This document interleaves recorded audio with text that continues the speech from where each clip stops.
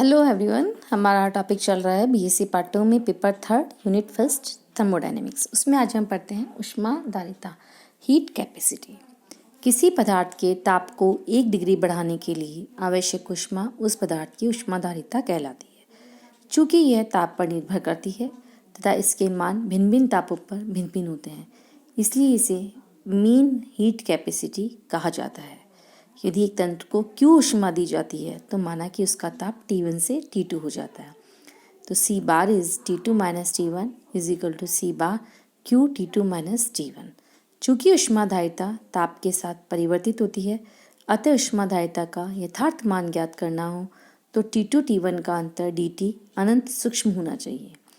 यदि C यथार्थ ऊष्माधारिता हो तो इसका मान निम्नलिखित अवकल समीकरण द्वारा व्यक्त किया जाता है। C is equal to dq upon dt। गैसों की ग्राम अणुक ऊष्माधारिता के दो मान होते हैं, एक स्थिर आयतन पर Cv और दूसरा स्थिर दाब पर Cp। सबसे पहले हम पढ़ते हैं Cp और Cv जो है बहुत नॉन है, आपने पहले भी नाम सुने होंगे, ये नए नाम नहीं है। स्थिर आयतन पर ऊष्माधारिता Cv, heat capacity at constant volume. एक स्थिर तंत्र स्थिर आयतन पर Qv ऊष्मा अवशोषित करता है तो माना कि उसका ताप T1 से T2 हो जाता है। स्थिर आयतन पर तंत्र की ऊष्माधारिता Cv is equal to Qv upon T2 minus T1। Qv is equal to delta E होता है।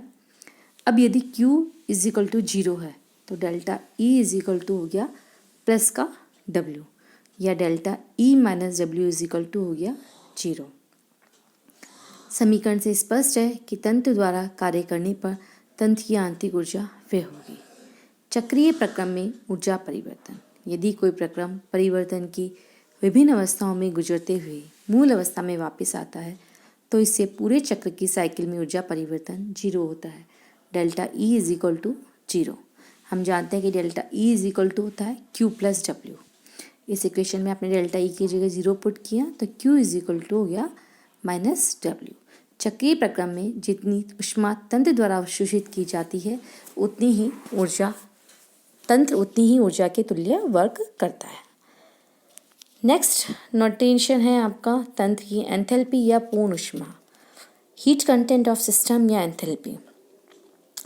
यदि किसी तंत्र की एंथैल्पी में परिवर्तन स्थिर आयतन पर किया जाता है, यानी कि dV इज इक्वल टू 0 है, तो तंत्र द्वारा किया गया कार्य शून्य होता है। E2 minus E1 is equal to delta E is equal to QV, जहाँ पर QV स्थिर आयतन पर अवशोषित ऊष्मा है। E2 तथा E1 क्रमशः अंतिम तथा प्रारंभिक अवस्थाओं में ऊर्जा है। इस प्रकार स्थिर आयतन पर अवशोषित ऊष्मा तंत्र की आंतरिक ऊर्जा में वृद्धि करती है। यद्यपि ऊष्मा Q अवस्था फलन नहीं है, परंतु स्थिर आयतन पर ऊष्मा एक अवस्था फलन है, तो इसका मान डेल्टा E के बराबर है। तो W इज इक्वल टू हो गया माइनस का P delta V। Delta E is equal to होता है E2 माइनस E1, तो आपने लिखा E2 की जगह QP minus P delta V, जहाँ पर QP है स्थिर दाब पर अवशोषित ऊष्मा। यदि तंत्र का आयतन प्रारंभिक और अंतिम अवस्थाओं में क्रमशः V1 और V2 हो तो E2 minus E1 is equal to हो गया QP minus P V2 minus V1, या QP is equal to E2 minus E1 plus P V2 minus V1। तो QP is equal to E2 plus PV2 minus E1 plus P1। इस प्रकार QP दो पदों का अंतर है। ये पद क्रमशः अंतिम एवं प्रारंभिक अवस्थाओं में एक नई ऊष्मागति की पूर्ण ऊर्जा या एंथैल्पी को परिभाषित करते हैं, जिसका प्रतीक H माना गया है। तो H is equal to E plus PV। इस प्रकार किसी तंत्र की एंथैल्पी उसमें निहित कुल ऊर्जा होती है, जो कि आंतरिक ऊर्जा तथा दाब आयतन ऊर्जा के योग के बराबर होती है। तो CV इज इक्वल टू हो गया delta E upon T2 minus T1, या CV is equal to delta E upon delta TV। इस प्रकार प्रति डिग्री ताप बढ़ाने से तंत्र की आंतरिक ऊर्जा में वृद्धि स्थिर आयतन पर ऊष्माधारिता कहलाती है।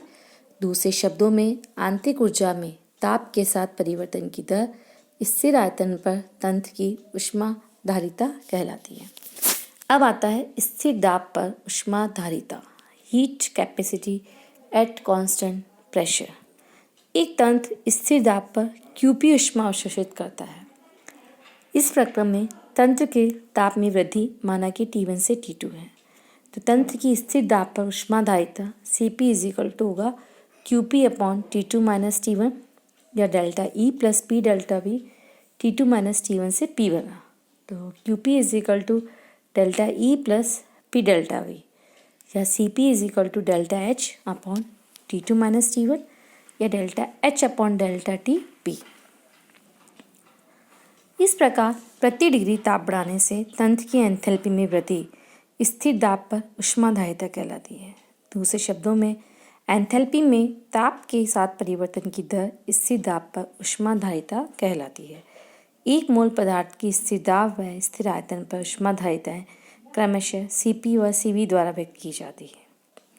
यदि एक तंत्र में n मोल उपस्थित हैं तो स्थिर दाब व स्थिर आयतन पर ऊष्माधारिता क्रमशः Cp is equal to NCp तथा Cv is equal to NCv बार होगी। यहाँ यह बात ध्यान में रखनी है कि यह एक एक्सटेंसिव प्रॉपर्टी है, जबकि ऊष्माधारिता पर मोल एक इंटेंसिव प्रॉपर्टी है।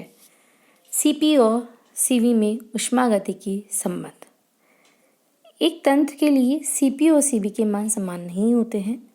स्थिर आयतन पर अवशोषित तंत्र की आंतरिक ऊर्जा में वृद्धि करती है, जबकि स्थिर दाब पर अवशोषित ऊष्मा आंतरिक ऊर्जा में वृद्धि भी करती है और कार्य भी होता है।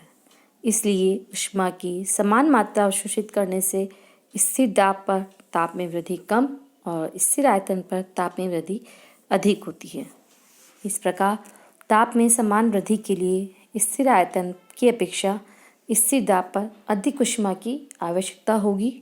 Cp और Cv में संबंध हम निकालते हैं। वैसे जनरली हम जानते हैं कि Cp minus Cv is equal to R होता है। 4 1 मोल गैस। अब हमें इसे प्रूव करना है। बहुत इंपॉर्टेंट टॉपिक है ना, ये आपका एग्जाम में मोस्टली पूछा जाता है कि Cp minus Cv is equal to R, prove this. Cp minus Cv is equal to delta H upon delta Tp minus delta E upon delta T V. समीकरण H इज इक्वल टू हम जानते हैं E plus PV होती है। इस व्यंजक को स्थिर दाब पर T के संदर्भ में अवकलित करते हैं। Delta H upon delta T P is equal to delta E upon delta T P plus P delta V upon delta T P. P का नहीं हुआ कि हमने P को स्थिर रखा है। अब हम जानते हैं कि delta H upon Cp minus Cv, Cp की वैल्यू और Cv की वैल्यू इक्वेशन से हमने निकाली। Cp minus Cv is equal to ये है, हमने वैल्यूज ले ली। स्थिर दाब पर आंतरिक ऊर्जा आयतन तथा ताप का फलन होती है तथा dE एक एग्जैक्ट डिफरेंशियल है। तो E is equal to function of V and T। तो dE इज इक्वल टू हो गया delta E upon delta V T D V plus delta E upon delta T V D T. इस समीकरण में दोनों ओर dt का भाग देकर स्थिर दाब की शर्त लगाते हैं। dt से डिवाइड किया और स्थिर दाब की हमने शर्त लगा ली। Delta E upon delta T P की वैल्यू हमने इक्वेशन 36 में रखी। तो जब हम इसको पूरा सॉल्व करते हैं रख के, तो हमारे पास आता है Cp minus Cv is equal to delta V upon delta T P P plus delta E upon delta V T. यह समीकरण Cp और Cv में एक सामान्य संबंध दर्शाती है। ये समीकरण ठोस, द्रव और गैसों के लिए समान रूप से उपयोगी है। इस जो समीकरण है इसमें delta V upon delta P जो है, यानी कि स्थिर दाब पर ताप के साथ आयतन में वृद्धि को दर्शाता है। Delta E upon delta V स्थिर ताप पर प्रति इकाई वृद्धि से तंत्र द्वारा किया गया कार्य होगा और delta E upon delta VT स्थिर आयतन पर इकाई आयतन में वृद्धि हुई आंतरिक ऊर्जा वृद्धि को दर्शाता है। यह पद गैसों के अणुओं के बीच का आकर्षण का माप है, जो कि बहुत कम होता है गैसों में, ठोस और द्रवों में ज़्यादा होता है। इसलिए आइडियल गैस के लिए delta E upon delta V T 0 हो जाएगा। तो Cp minus Cv is equal to क्या बचा, P delta V upon delta T P. एक मोल आदर्श गैस के लिए PV इज इक्वल टू था RT। तो P delta V upon delta T is equal to हो गया R, delta V upon delta T is equal to हो गया R बाई P। तो हम इस इक्वेशन में रखेंगे तो Cp minus Cv is equal to हो गया R। Cp तथा Cv स्थिर दाब व स्थिर आयतन पर एक मोल गैस की ऊष्माधारिता है। अतः आदर्श गैस के लिए स्थिर दाब व स्थिर आयतन पर ऊष्माधारिताएं क्रमशः Cp और Cv का अंतर गैस नियंत्रण के बराबर होता है। Change in internal energy at constant volume. Internal energy का स्थिर आयतन पर परिवर्तन। ऊर्जा के प्रमुख लक्षणों में बताया गया है कि तंत्र की आंतरिक ऊर्जा तंत्र की प्रारंभिक और अंतिम अवस्थाओं पर निर्भर करती है, न कि अवस्था परिवर्तन के पथ पर। अतः आंतरिक ऊर्जा एक अवस्था फलन है और इसमें जो परिवर्तन होता है वो एक एग्जैक्ट डिफरेंशियल है। मान लेते हैं कि आंतरिक ऊर्जा V और T का टेम्परेचर है, तो E इज इक्वल टू हो गया function of V and T, या D E is equal to हो गया delta E upon delta T V D T plus delta E upon delta V T D V. स्थिर आयतन पे बात कर रहे हैं तो डी वी की वैल्यू 0 हो गई, तो delta E is equal to हो गया delta E upon delta T V D T, या D E is equal to C V D T. Integrated कीजिए तो delta E is equal to हो गया T1 से T2 सी वी डी टी। यदि सी we का मान ताप के T1 T2 परास में स्थिर माना जाए तो delta E is equal to हो गया आपका सी वी डेल्टा टी। ऊष्मागतिकी के प्रथम नियम के अनुसार स्थिर आयतन पर अवशोषित ऊष्मा तथा आंतरिक ऊर्जा में वृद्धि इस इक्वेशन द्वारा दर्शा सकते हैं, delta E is equal to Q V. ये जो समीकरण है स्थिर आयतन पर सभी तंत्रों के लिए उपयोगी है, परंतु ठोस और द्रव तंत्रों में प्रायोगिक कठिनाइयाँ हैं, क्योंकि ठोस और द्रवों की संपीड्यता बहुत कम होती है। अतः ताप में थोड़ी सी वृद्धि ही दाब में बहुत अधिक वृद्धि कर देती है। परिणाम स्वरूप ठोस अथवा द्रव के पात्र का आयतन स्थिर नहीं रह पाता है, उसमें या तो विकृति आ जाती है या पात्र फट जाता है। इसलिए प्रायोगिक दृष्टि से स्थिर आयतन प्रक्रमों का पूर्ण अथवा आंशिक रूप से गैसीय तंत्रों के लिए अध्ययन किया जाता है। तो ये आपने पढ़ा स्थिर आयतन पर आंतरिक ऊर्जा में परिवर्तन। सेम इसी तरीके से हम स्थिर दाब पर भी आंतरिक ऊर्जा में परिवर्तन कैलकुलेट कर सकते हैं, वो हम आगे करेंगे। और इसके बाद जो हमारी नेक्स्ट क्लास आएगी उसमें हम पढ़ेंगे जूल का नियम। जूल का नियम जो है वो बहुत इंपॉर्टेंट है, और जूल का नियम है, जूल थॉम्सन लॉ है, गुणांक है, इन सब के बारे में हम नेक्स्ट क्लास में स्टडी करेंगे।